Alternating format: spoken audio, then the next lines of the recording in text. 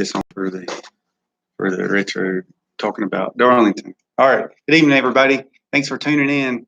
This is NASCAR Live with Hamm right here in the beautiful Randy Marion studio, 92.9 and 550 WAME. Check us out on WAMEradio.com and on the Facebooks. But if you don't know me, right now you probably don't recognize me because I'm got my retro stuff on for the Darlington race coming up next weekend. But I'm a 25-year NASCAR engine builder, recently retired 2.5 months ago. And before that, I was a dealership technician. I was a 7-year jackman for NASCAR and also owner of Hammscapes, landscaping, equipment repair, all that kind of stuff. But I can see we got a pretty good turnout tonight. And so hope everybody had a great weekend. The race was pretty good. It was pretty exciting, I think. Bristol usually is. I know Tom Robinson was down there. So if you didn't notice, I went by the tattoo shop on the way here this evening. Anybody say anything about my tattoos there? Tracy's in the distance, but she's tuning in. She's going to tell me if y'all have any questions or anything. But so this weekend was the Brass Pro Shops NRA night race at Bristol. And it was won by Denny Hamlin, of course, and that was a disappointment for Matt Benedetto. But, you know, that could have been his first win, and that would have been really cool since he's about to lose his ride. But it just wasn't in the cards for him. You can see I've got my classic gargoyles that I wore back in 95, 96, and then this hat. So we'll get to that later when we get to the Darlington track history. All right. So the race, Denny Hamlin won the race. Matt DiBenedetto was second. Brad Keselowski third. Kyle Busch fourth. Chase Elliott fifth. Kyle Larson sixth. Clint Boyer, Daniel Suarez, and Kurt Busch, and Ryan Blaney rounding out the top 10. Brass Pro Shops NRA night race at Bristol. So Tom, come on here and tell us how you liked the race. How did you where did you sit and all that kind of stuff? Because I know you took your camper out. So we got Rachel, Tom, Tracy, Paul. Yeah, it looks like the number 4 car ended up. I was going to get to that, but he broke a.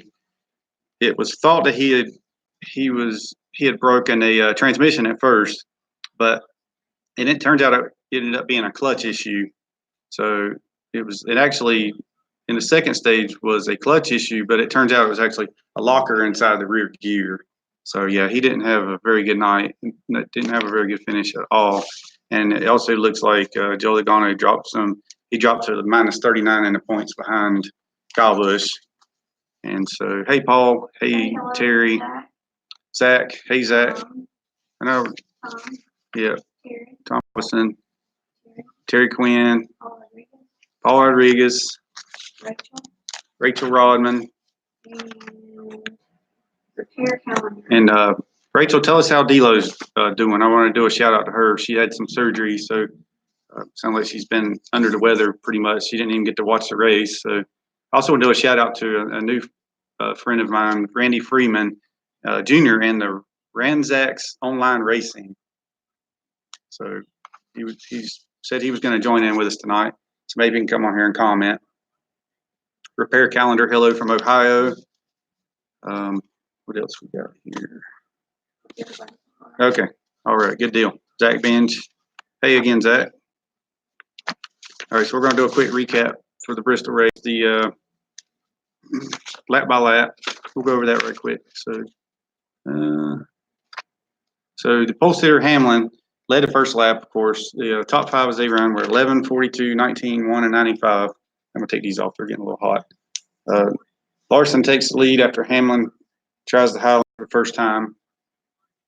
After starting toward the back of the start, Johnson and Kyle Busch have both gained 8 spots. They are 22nd and 23rd, respectively. As you can see, Jimmy Johnson ended up having a little tough luck once again. I'll get to that. Yeah, that's pretty good, ain't it? These things, sleeves, they come off really easy. That's the best kind, in my opinion. Brad Down is from FIA's repair calendar. Oh, yeah. Hey, Brad. Okay, that's who that is. All right. I sent him the link earlier. He's one of our new listeners or new watchers. Let's see here. So about lap 48 is when Hamlin ended up taking the lead. Well, again, he took it at 45, then again at 48, and then DiBenedetto moved up to fourth, passing Kurt Busch for this position. As you saw, Matt DiBenedetto had a really good run, probably the best of his career. It was the best finish of his career, finishing second. So Logano hits the pit road. He had trouble with the tire going down, and it looked to me like they had some pit issues also on the left rear. They may not have had the completely jacked up high enough. So what happens at Bristol is you have to run the chains a lot lower on the left side because of the balance of the car, where the weight is, and what happens, and also with the springs are really soft. So when you jack the car up, you actually have to hit it at least one or two extra little pumps. That way, if you do the little short strokes, you don't mess up the tire changers, hitting lug nuts. And it looks like their jack man just probably made a little bit of a mistake there. Both races were good. A lot of folks claim the number 6 car for not moving out of Matt's way, so they cost him the race. Okay. Yeah, the number 6 car was holding up for Ryan Newman. I actually heard, and we'll get to that in a few minutes. I heard somebody saying about Ryan Newman was getting a lot of heat on Twitter from that. And here recently, we've been hearing about people making death threats and things like that. It's just ridiculous. Everybody needs to calm down with that stuff. We don't need that. We're not that way in racing, and never have been. We don't need to start any of that stuff. And I'm sure none of my friends here are doing that. But maybe Thomas Hatcher can join in with us tonight. He changed his front tires for Logano, and tell us what happened. Who's that? Michael Wright. Michael Wright. Hey, Michael Wright. So let's see. Logano hits pit road. Mike Bear. Hey, Mike Bear. Logano's 22 team had trouble with the left rear tire on that stop. He rejoins the race in 34th. Yeah, he lost 3 laps on pit road from that. I think he lost 2 laps because of the pit malfunction there. Lap 80, caution is out. Dillon blows the right front tire, and Johnson gets in the back of him. As I mentioned earlier, Johnson had some bad luck once again. It looked like he got into the right rear of the 3 car, and so that was just racing right there. But I don't believe there was no free pass under this caution. Johnson is the first car scored 1 lap down, but was involved in an incident, so he's not eligible. So DiBenedetto moved up to 3rd, passing Truex on lap 90. Lap 111, race leader Larson puts Johnson 2 laps down. Kyle Busch is 1 lap down in 26. So Austin Dillon took the 3 car to the garage at lap 123. So the stage 1 results were Larson won stage, and Elliott 2nd, Truex 3rd, Harvick 4th, and DiBenedetto was 5th. So he ran up front all night and ended up finishing 2nd, as I mentioned. So lap 129, leaders on pit road for some stops during the break. So the race was off, restarted by the 9 car leading. So lap 162, Elliott is getting a lot of heat from Harvick and Truex for the lead at that moment. So then Harvick took the lead, and Johnson was 3 laps down. After pitting right before the caution for a loose wheel, Hamlin is now trapped 2 laps down. So that's pretty good. He was 2 laps down and come back to win the race. So stick around, and toward the end of the show, I'll do my cold beer, warm beer. So let's see. So, Darla Robinson's tuning in. Hey, Darla. Lap 162, Elliott. New leaders, Harvick, 166. So let's see. Harvick's being pushed back to the garage for mechanical issue, as we mentioned. Ended up being a locker in the rear end gear. So stage 2 results. Kurt Busch won stage 2 followed by Suarez, Ryan Newman, Kyle Busch, William Byron, Elliott, Jones, Hemrick, Keselowski, and Truex rounding out the top 10 in stage 2. What's that, Rachel? What would you say is the easiest kind of track to make a comeback if something goes wrong? Bristol seems hard to make a comeback if something goes wrong. Yeah, the problem with Bristol is the lap times are so fast. I mean, you can go a lap down. It's only a half a mile track, so the cars. Or maybe you sit over here and then okay. The cars go around the track. It's only a half mile, so you can go 3 laps down just sitting on pit road if you have one little mistake, as we saw with the 22 car. But the bigger tracks are the ones that are easier to come back from. I say that. Also, the road courses are probably even easier than that because they're over 2 miles, and they can, the lap times there are a lot more. So that gives you more time to come down pit road and get repairs done. So I guess that answered that. Hammond did a good job to come back after a few struggles. Yeah, he did actually. He was, what I say, 2 laps down, and then the 11 car ended up coming back. So, all right, so lap 262, Keselowski takes the lead from Kyle Busch, and Keselowski has half a second lead on Kyle Busch. Kevin Harvick is officially out of the race by lap 334. But, you know, we all know that he's locked into the playoff spot for having a couple of wins there. So Keselowski takes the lead back from Kyle Busch as they both fight through traffic. Lap 367, there was a penalty, Logano, for a safety violation. I'm not really sure what that was for. I've got it in my notes here. So if anybody saw that, and comment below so that we know what that was about. Paul Rodriguez is 15-second laps. 15-second laps, yeah, there you go. I mean, think about how many laps you could lose with getting around the speedway that fast, or the Bristol.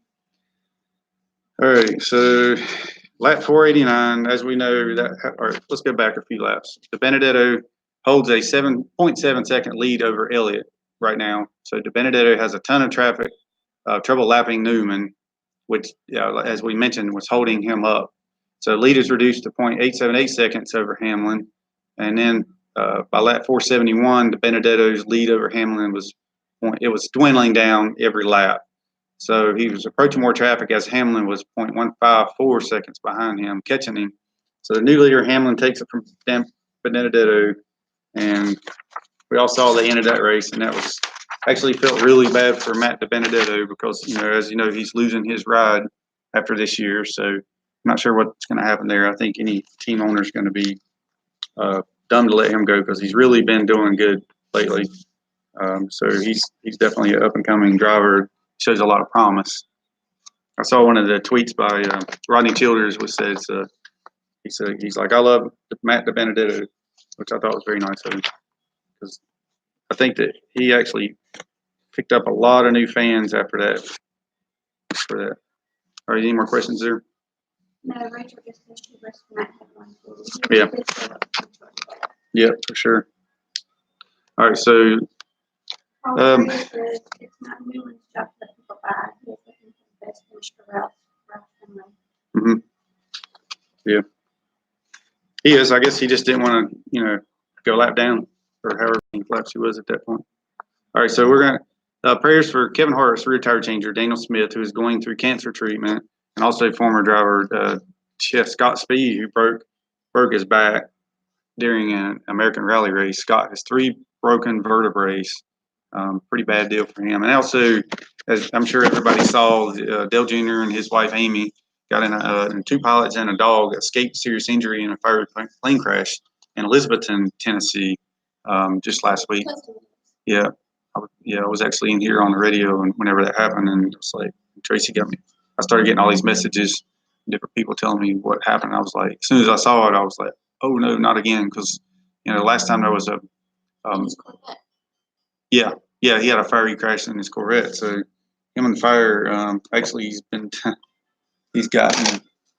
some. I don't know if you call it good luck because if you were good luck, right? Maybe some angels watching over him. So if it were good luck, he probably wouldn't have had the accident to start with. You know, because I start to say it sometimes. Oh, okay, yeah. I mean that is you know, that's big right there.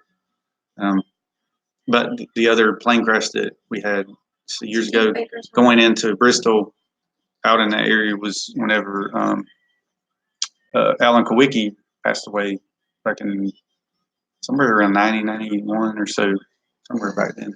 And then the other, you know, and then we had the Hendricks plane went down going into Martinsville. So yeah, that's the scary thing is many times as these teams travel throughout the year, I mean, it's a constant. Every weekend you think about it, it's every weekend making faces at me. So if you don't know, Tracy's sitting over here, so she just she's been a little under the weather. So she's not really wanting to be. Tom gave it to her. She said she's not really wanting to be on camera at the moment. Yeah. So I brought my old I was going to go into some more of this stuff, but I did bring my, this shirt right here was the one that I wore in 1995 when I was going to the racetrack. Tom says, what did they ever say caused Alan's plane to crash? You know what? I never did. I don't remember hearing. That would be interesting to look it up because if I heard, maybe it's been so long. Yeah. Terry Quinn could probably look that up quick. She may know. Maybe Rachel. Or Rachel, yeah. All right, so here, yeah, this is a shirt I wore back in 1995. And back then, 95 and 96, we actually didn't wear fire suits. The only people that wore the fire suits were the rear tire changer, the gas man, and the catch can man, because they were back there where the gas was. We started wearing fire suits in 97. It pretty much became across the board. But this was our shirt. We had matching pants with this color blue and then Coors Light down the side. And of course, this was it with Savco Racing back then. Caterpillar, all these different sponsors, and then this was one of the patches we had. I think, yeah, chief mechanic Barry Dodson. What was the question asked about the plane crash? It was when Alan's plane crashed. Yeah, what was it that caused Alan Kowicki's plane crash? So Kevin Harvick's recent win at Michigan earned Ford Motor Company the prestigious and coveted Manufacturer's Trophy for the fourth straight time. Yep. So the TV ratings, the good news for the TV ratings continue. Michigan and Bristol viewer ratings were the highest they've been in 2 years. So that's encouraging news for the NASCAR. Maybe we're doing our part to bring more fans back to watching NASCAR. So here's some news that I just learned about. NASCAR is to run 18-inch tires for the first time ever, 2021. So what NASCAR is trying to do right now is get more like street cars. You know, just like the changes they're talking about with the engines, making the cars look more like street cars as much as they can. So they're going to eventually evolve into doing that. So David Reagan announced that he is retiring for full time in the Cup Series to spend more time with his family after being involved in NASCAR for 14 or 15 years. I think you heard about his return from NASCAR and said, I think I'm going to do the same thing. Jay's World. Jay's World. Hey, Jay's World. Thanks for tuning in. So Eric Jones is expected back in the JGR's number 20 Toyota Camry next year, according to Jones's attorney. Jones has a 1-year extension with JGR. Another one that I was curious about was Jimmy Johnson. I thought that his contract was running out this year, but I think he has another year. It just doesn't seem like he's been, well, obviously he hasn't been running as good, but who knows. Clint Boyer still a solid chance of returning to Stewart-Haas Racing's 14 next year per sources, though no extension has been reached yet. That one's questionable, because you have Cole Custer. There's a possibility there from what I've heard, but we'll just wait and see what happens. Like I said, it is silly season, but we still have August, September, October, and into November racing left yet. Matt DiBenedetto has confirmed he will not return to Levine Family Racing next season, as we said. Yep. How many teams did I work for? Okay, I worked for Team Savco. Savco Racing was the team the first year. We changed it to Team Savco years later, and then Chip Ganassi came in and bought part of Savco. So I was there. I ended up leaving there and went to Carl Wagner. So we built engines for Joe Nemechek in the Busch Series back then, and that was in 2001. So I went to work for Carl Wagner during the 2001 season, and I was jackman for the 11 channel lock car in the Busch Series. Back up. Before that, I was traveling with in '95. This year, I was traveling with Savco with Kyle Petty, and then also in '96, I became the jackman for Kyle Petty, and then '97, I was the jackman for Robbie Gordon, and then halfway through the season, switched to Joe Nemechek still at Savco, and then '98, '99, 2000 was Sterling Marlin, and all that time in between, I was jackman for Busch Series. In 2001, like I said, and for the channel lock car. And 2002 and 3, I was with Bill Davis Racing. And then I went to work for Robert Yates Racing in 2004. At the end of the 2004 season, and that's when, no, I'm sorry. In August of 2003, I went to work for Robert Yates Racing. And we ended up winning championship in 2004 when we merged with Jack Roush. And I was there up until 2.5 months ago. Tom says campgrounds around track and before the light decrease. People go and camp and watch TV on race. Okay.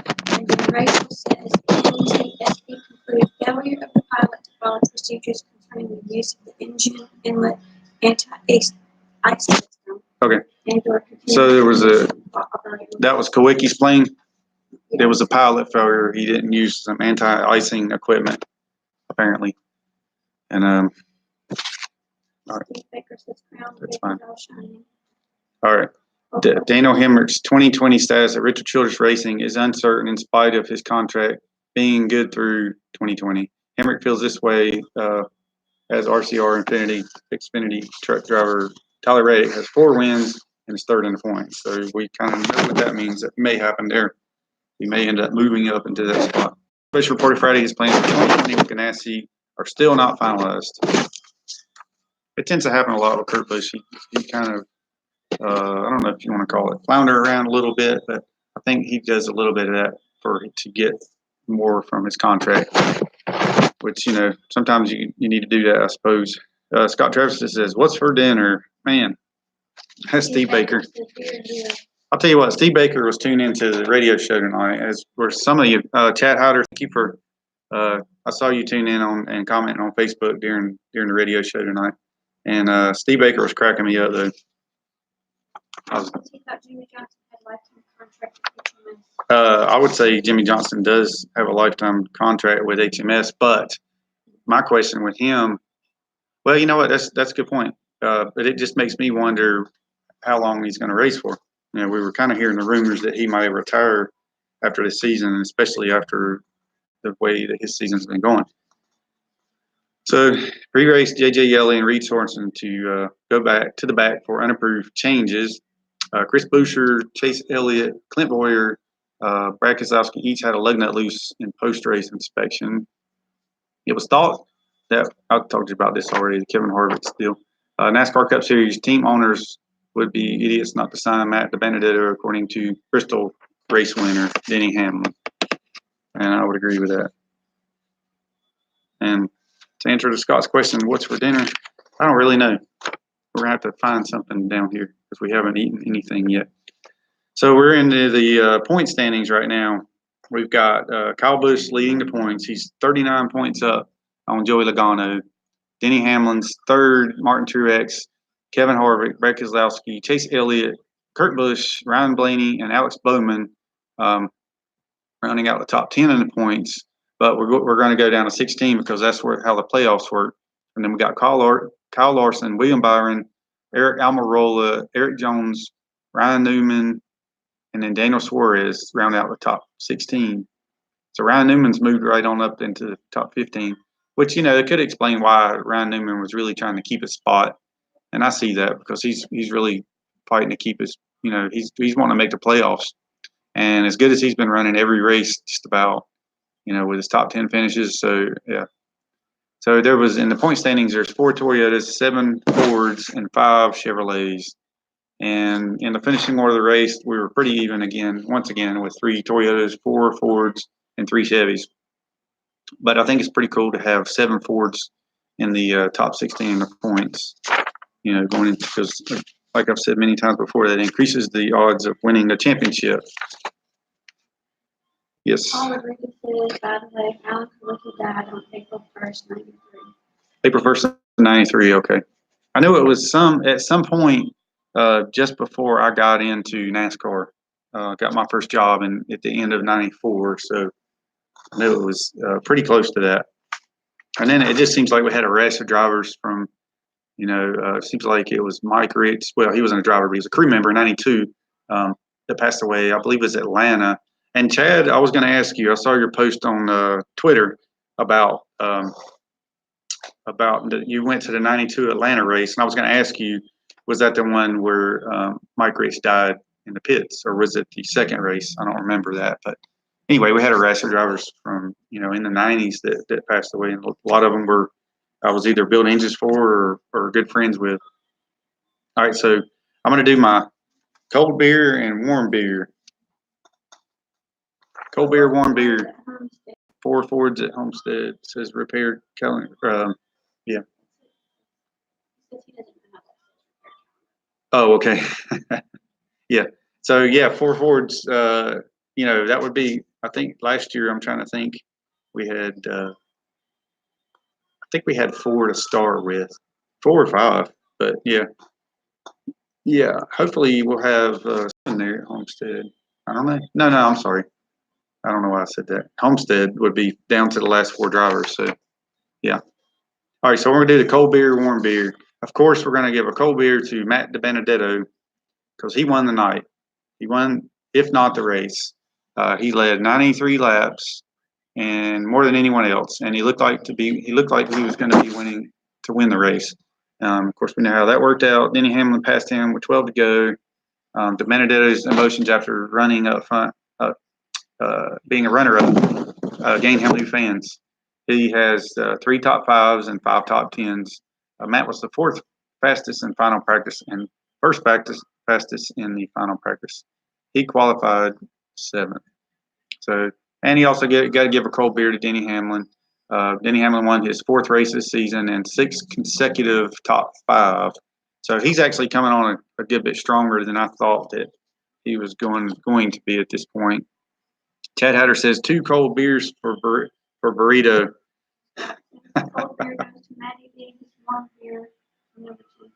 Okay, so the warm beer, Scott says cold beer goes to Matt DiBenedetto and his warm beer to the 10 car, right? Yes, right. And then the warm beer to the 10 car. Is that what Scott says? Yeah. Yeah, the 10 car had a pretty rough night there. All right, so warm beer for Jimmy Johnson. Yeah, I'm going to go right into the warm beers. Yeah, Jimmy Johnson's one I should have added on here too, but the first one I have down is Austin Dillon. Terry Quinn says Ryan Newman warm beer. Oh yeah, Rachel says warm beer to Paul Menard for holding up Brad. All right, the first one I have down here is Austin Dillon with warm beer. As y'all probably don't know, but I'm right in the WAME studio, and there's people walk right by the window and wave in and stuff. So I can actually show you that a little bit. Somewhere around. Yeah, it's right out here.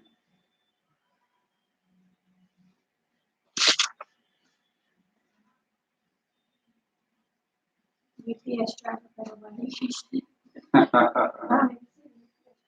Yeah. All right, so here's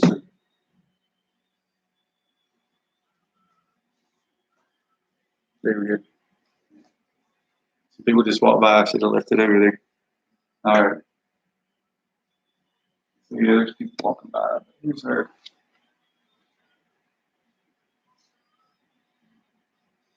Graphics. Done by Kudzu and Graphics Galore. All right.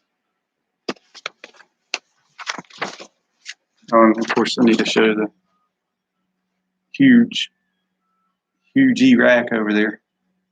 There we go. Turn the camera up.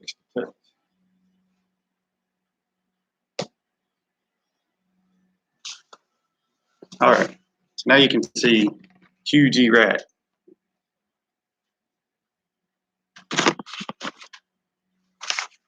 All right. So as I said, warm beer. We had Austin Dillon. So he was a 34th place finish, and it was his 5th finish of 30th or worst in 7 last races. How about that? Austin Dillon is having a very tough season. You could talk about Jimmy Johnson having a rough year, but I don't know. That right there is pretty rough. And what do you do in that case when you still miss Scott? Yeah, sure. Yeah, we were talking to Scott last night on the phone, and yeah, of course we miss him when he's gone. He come back. Steve Baker says he loved the Halloween show. Pretty cool to see all those people. Yeah. Yeah. Oh yeah. I know Steve's talking about the Halloween show where he had cameras set up and people going through town, through Statesville, all dressed up, of course, and we were too. Let's see. Clint Boyer gets a warm beer after his spin making contact with Quinn Huff just before the end of stage two, and that could cost Boyer a spot in the playoffs. And the third was for, as Scott mentioned, Eric Almirola. Damage from a crash led to 29th place finish. He was 29th or worst in his last of 5 Bristol races. So how about that? All right, I'm gonna see if Beer Man remembers these glasses. How about that? I wore these actually every race in 1996. That's a Jackman. Well, you know who else had these? All right, that's a good quiz. That's a quiz question. Who else had these glasses? Who made them popular? Who made them the most popular? I'm not sure. Mickey Gilly. Well, yeah, that's true. All right, what NASCAR driver? Yes, Dale Sr. was the NASCAR driver. STR. Let's see. Dale Sr. Yeah. Yep. That's right. Yeah, Dale Sr. was the driver that made these popular. Yeah. Of course, Tracy knew. She's an iron heart. All right. And so this hat was actually from 1998, whenever Sterling won the Gatorade 125 race. And I got this hat from that. And I got several from being in the actual All-Star race as a Jackman. All right, I've got some Darlington. Yeah. So yeah, I guess I could put the hat on. I got to take these off so I can see when I'm reading. All right, so we all know Darlington, the historic Darlington, the nickname the Lady in Black, because the night before the race, maintenance crews would cover the track with black asphalt sealant, and they're too tough to tame because teams can run lap by lap without a problem, then bounce off the wall the following lap. Racers say they have to race the track rather than the competition. And from hitting the wall, they get what is known as the Darlington stripe, which I was just about to mention. I've seen that many times being down in Darlington. You see those stripes along the wall, those black, all different multicolored stripes. Where paint is rubbed off the right side. NASCAR's oldest super speedway. I believe that was 1939. Well, let's read about it. I think in 1939 when they opened that track. It's found and designed by Harold Brasington. He got to know Bill France Sr. while competing against France in Darlington Beach road course, in 1938, and other tracks, Southwest and Midwest. He quit racing in the 40s to concentrate on farming and construction business. After seeing an Indy race in Indianapolis Motor Speedway in 1948, Harold had an idea to build a track in tiny Darlington with a population of 6,500 people. People laughed at Harold when he shared his plans to build a speedway in a tiny southern town. They told him it was an elaborate joke, utterly ridiculous at the most. After he purchased a cotton peanut field, they thought he might be insane. He broke ground in 1949, 70 years ago. The cost was $60,000 on 70 acres. You can't tell me that wasn't a good investment right there. Somewhat of an egg-shaped track, of course. Yeah, let's see. Yeah, so I'm going to use this moment as I'm talking about this to do a Q&A. So anybody has any questions, throw them at. And I might actually do a little bit of some quiz also. Let's see, I should have had all this written out. But the inaugural Southern 500, the first 500-mile race, and remained as so until the Daytona 500, a decade later, was ran September 4th, 1950. A ticket cost of $3 and the race began at 10 a.m. The tickets were $3 to get in the track. How about that? 10,000 fans were expected, but 25,000 turned out. Very cool. And a lot of the drivers drove their cars to the track, which used regular gas at 18 cents a gallon. I know talking to Kyle Petty years ago, he would tell me, and he probably still tells these stories, but he would tell me about getting in his family car and driving down to Charlotte with his dad, of course, and then he would go around the racetrack. He told me there was a racetrack right down near the Charlotte airport, and that's where they would go run, and then they would get back in the car and drive it home if they could. So then the first race there, let's see, the fastest qualifier was Curtis Turner at 82 mile an hour. Harold Brasington used the 2-week qualifying format like you see at Indy 500. There were 75 cars in the field. The first was $25,000. How about that? 75 cars started that race. That's crazy. No, we're not going to do the NASCAR chat with Hamm next week because we're going to have a week off, and I'm also going to be on vacation. So it would probably be, yeah, it'll be in 2 weeks from now. So the first race, yeah, would that be Labor Day Monday? Yeah, I guess it would be. So that proved to be a grueling race for man and machine, as many as it was the first time on asphalt and racing for 500 miles. You can imagine there was one entered in the race, Johnny Mance, who had an advantage as he raced 1948 Indy 500 asphalt in 500 miles. So Mance actually had 3 things in his favor, along with the experience of a surface other than dirt and long distance that had taken advantage of the Firestone tire test on asphalt. So he calculated the tires wouldn't last, so he used truck tires rather than car tires. So how about that? The tires were so bad, crew chiefs were buying tires off spectators to keep their cars in the race. Some used 60 tires. Ain't that crazy? Mance, on the other hand, ran the entire race on one set of truck tires. Now tell me that's not an unfair advantage right there. You would never see anything like that nowadays in NASCAR. But the man had the inside scoop on the tires. So it took 6 hours, 38 minutes, and 40 seconds to run the race at 75 mile an hour. According to Wikipedia, it was 90 that day. Mance ran in a Plymouth. The other cars in the field were the Cadillac, Pontiac, Oldsmobile, Lincoln, Ford, Buick, Nash, Studebaker, and Kaiser.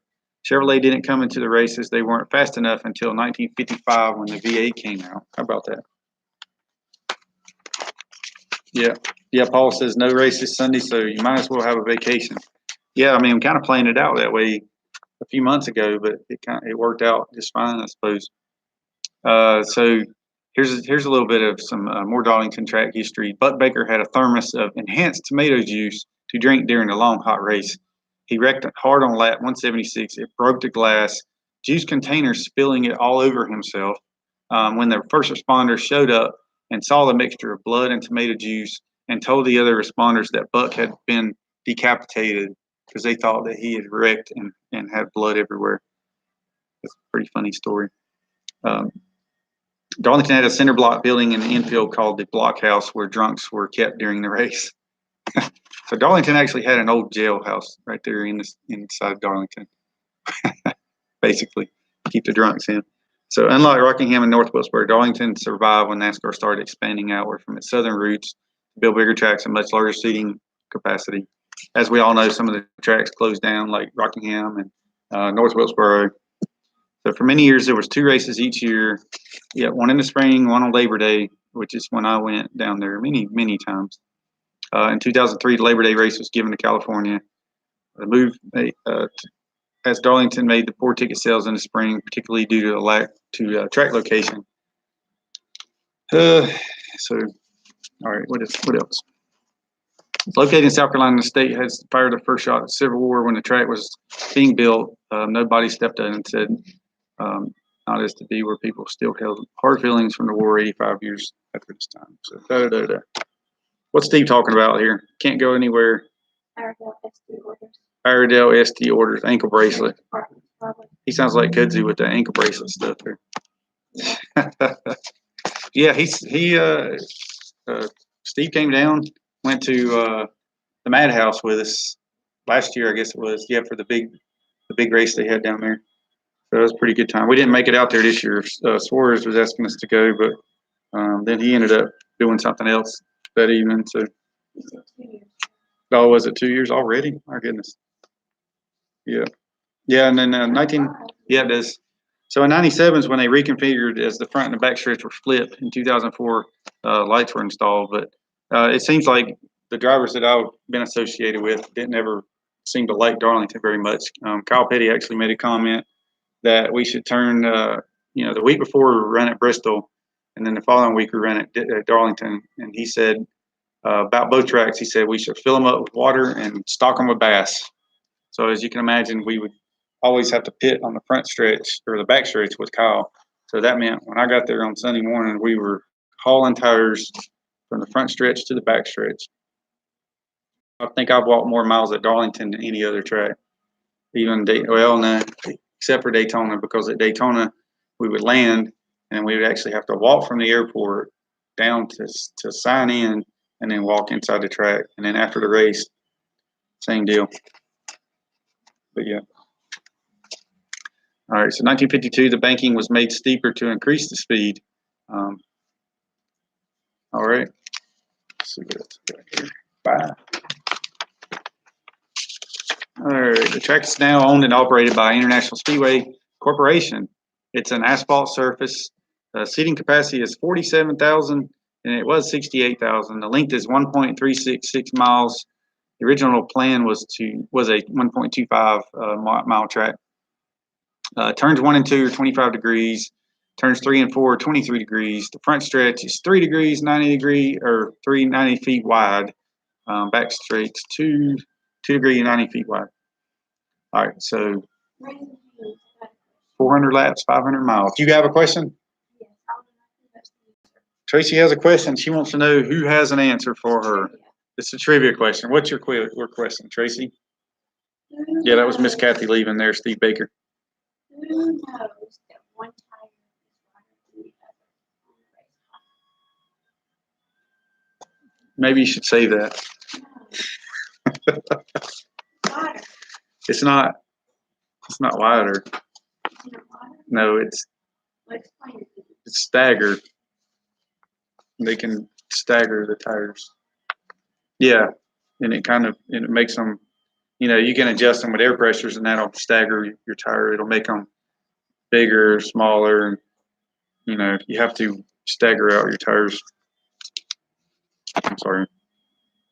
Go ahead, ask the question then. It's there now. I say that there is a little difference in these tires. There's a little bit here and there, but where did you get this from? Okay, gotcha. All right. All right. Anyway, so the 400 laps. All right, most wins at. All right, I'm going to throw out this trivia question: who has the most wins at Darlington? Which driver, and he doesn't race anymore, has the most wins at Darlington? Okay, we got a winner there. Michael Wright says the Silver Fox, and that is correct. That was David Pearson. So which driver has the most top fives? All right, that's kind of a little bit of a tough one there. Rachel Robbins says Arca says Kelly Arbor. I think she might be talking about the previous question. Dennis Hamlin. Okay, the most top fives is Richard Petty. Yes, Scott Trevison got that right. Who has the most top tens? And then we'll go back to the original answer. Who has the most poles? All right. So the driver with the most top tens was Bill Elliott. The driver with the most poles was the answer to the original question about who has the most wins. Same driver. Nope, not Santa Claus. There's Steve Baker. All right, so the answer to that one was David Pearson, who has the most poles. The most laps run at that track probably is pretty self-explanatory. It was Richard Petty was 17,582. Because as you know, David Pearson didn't really run a full schedule back then. The most laps were Okay, that's the next question. I don't know. I don't know that one. It says Dale Senior 2648. But all right, the team with the most wins. The team with the most wins at Darlington was what team? And they're still around today. They're still racing. So what would be the answer to that? Team with the most wins.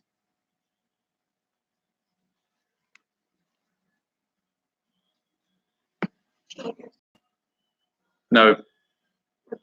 No, it's not Childress. It's not Wood Brothers.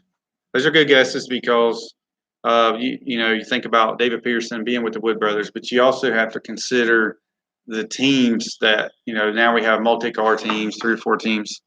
So it would have to be a team that has had a lot of wins over the years. All right, y'all think about that one. Darlington is the site of the closest race in NASCAR history between Kurt Busch and Ricky Craven. It was 0.002 seconds. 0.0002. Yes, Scott Trevison got it right. Hendrick Motorsports is the team with the most wins. Darlington is considered one of the crown jewels, along with Daytona, Talladega, and Charlotte. Billy Elliott won the Winston Million, 1985, and I was there when Jeff Gordon won it in '97. Yep. That was I remember that day very well, being at Darlington and him winning that, and all the streamers and everything coming down. Yeah, it's a big deal for them. Big deal for those guys. All right. The 2018 race winner was Rachel Robbins' favorite driver. Who would it be? Yes, Brad Keselowski is the answer. And so here's the wins by manufacturer. And this is actually one that you never hear. The Matador, back in the day. Yeah, there you go, Rachel. Matador won 2. The Hudson, the old Hudson Hornet, I guess, won 3. The Plymouth won 4. Dodge 5. Oldsmobile 6. Toyota 5. Mercury 10. Ford 28. And Chevy has 41 wins. Hence, Hendrick Motorsports having the most wins with the Chevrolet. All right.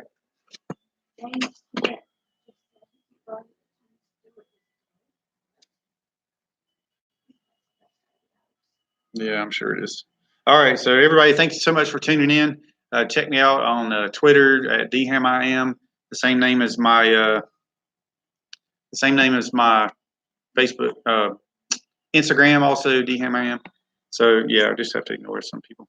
Anyway, thanks everybody for tuning in, and make sure you hit that like and subscribe, and turn on the bell notification for more. For more shows just like this. And we got somebody on here being stupid. Just ignore them. Anyway, thank you everybody for tuning in, and we will see you next time.